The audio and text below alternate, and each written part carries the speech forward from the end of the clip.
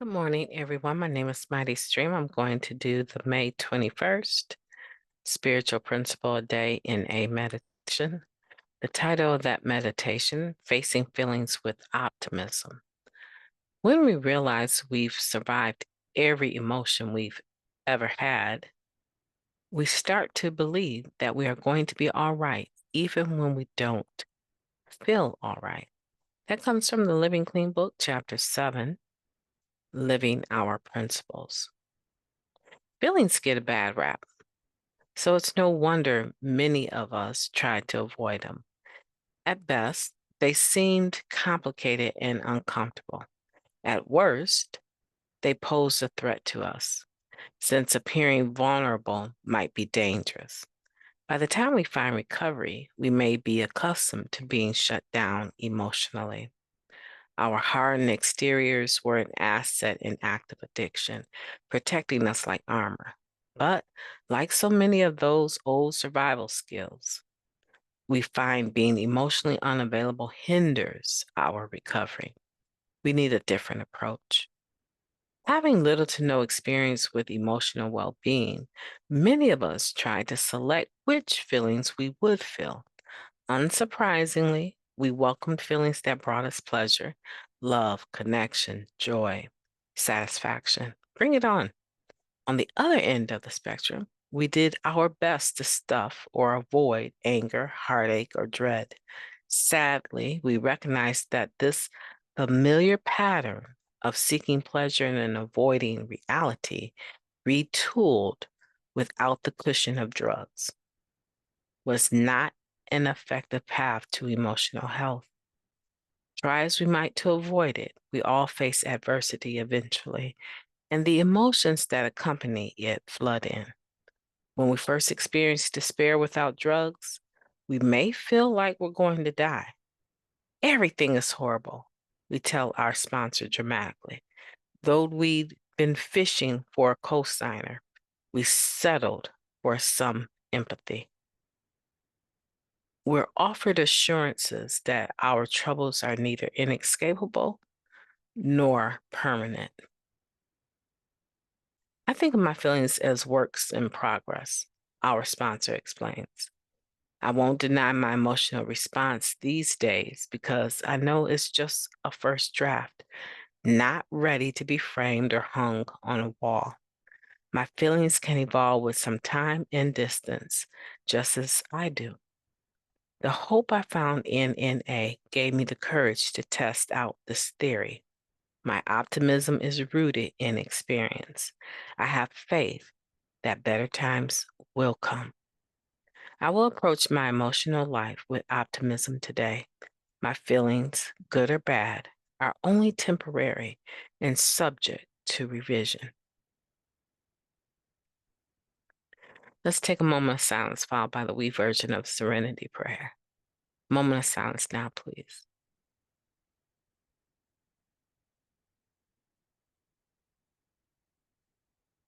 Thank you. God, grant us the serenity to accept the things that we cannot change, the courage to change the things that we can, and the wisdom to know the difference just for today. Please and thank you. Powerful meditation. I'm giggling here thinking about how hard it is sometimes to be at in the present moment. I was just giggling because I was doing the moment of silence in the serenity prayer. And I could count like 3 or 4 times in that little short span of time that I looked at both of my telephones and I got I have a work phone and I have a personal phone. I actually have two work phones, right, and a personal phone. But I looked at two of the phones and looked at the time on one saying 4:54. And so I didn't think I was seeing it correctly because it's a bit far away. So I grabbed the personal phone, which was closer. This is while I'm saying the serenity prayer. And I looked at that phone. And then I looked at the timer on this Zoom platform that I use. And it made me giggle because by the time I did those three things, I was done with the serenity prayer and was saying please and thank you. And that is an example of how we all are. We're present, but we're not always present. It's almost like some of the things we do in life have become so second nature that we don't really give it our full attention. And I thought to myself, you still need to grow up, right? 30 plus years and you're still struggling with being present in the moment. And that's really okay. That's really how life is, right? I'm not going to be discouraged about that. It's just an observation. It's just an observation. And that's what we want to do. As individuals coming into recovery, we want to start paying attention to the way that we're thinking, the way that we're feeling. And sure, I chased pleasure when I first got here. I sure did. And I found that without using drugs, when the pain actually would come, it felt like it almost killed me. It landed me in some places that were really not good places to be mentally, emotionally, and spiritually. And I began to take a lot more seriously my power to choose and make choices. And then beyond that, the ability to actually make the right choice, not repeating the same thing over and over and expecting different results. I just evolved. And pain was a part of that process because I did not like the pain. I did not like not wanting to be alive and not having some drug I can put in my system, make it better. I didn't like that. I was used to being able to medicate anything that was going on with me. I medicated to survive, literally, to breathe and to live every day. And so to come into the program and not use drugs, right, was different. And yeah, I wanted to hang out and do all of the things that everyone else was doing. Yeah, until I found myself in very uncomfortable situations and there didn't seem a way out. And it's like, if I'm gonna live like this, why not just go back to using? But by then I had put some time together. I had strung some days together, some months, some years. And I was like, what if I just change my responses? What if I just change my behavior? What if I just change my affairs? Maybe I won't feel this way. And true enough, things began to look up for me.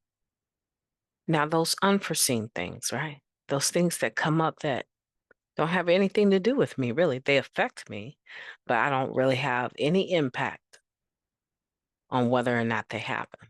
People deciding to end relationships, people dying that I love, um, losing jobs, or being written up on a job. Well, I probably have a lot to do with that, right?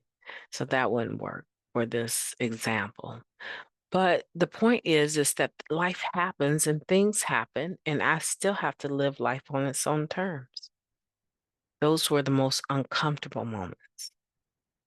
Those were the most difficult times. A good friend dying from an overdose. Those were very uncomfortable times. But I had a track record of not picking up. I wouldn't care if you had a track record of a day clean. It is an exam. Okay, some people say, so what? I got a day clean. I've had 2 years before. Okay, if that means that you need to get to 2 years in one day in order for it to mean something for you, for it to have the value that it should be assigned, every day clean is a miracle. Every day clean is a day one.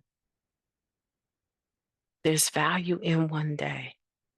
You have a track record of being able to stay clean, no matter what.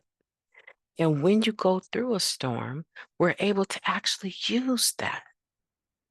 and tell ourselves, just like at the end of this meditation where the sponsor says this will pass, basically, we're able to give ourselves that same information. But let me tell you what makes life sweeter. This will bless you. This will make life sweeter. When you're going through something, give another recovering individual the privilege and the honor of being there for you. Invite them into your life, have a conversation, let them know where you're at, and then be quiet and listen. You'll be amazed at how quickly this thing called the therapeutic value of one addict helping another will kick in. My name is MightyStream. I've enjoyed talking to you today. I hope that you will have a beautiful day on purpose.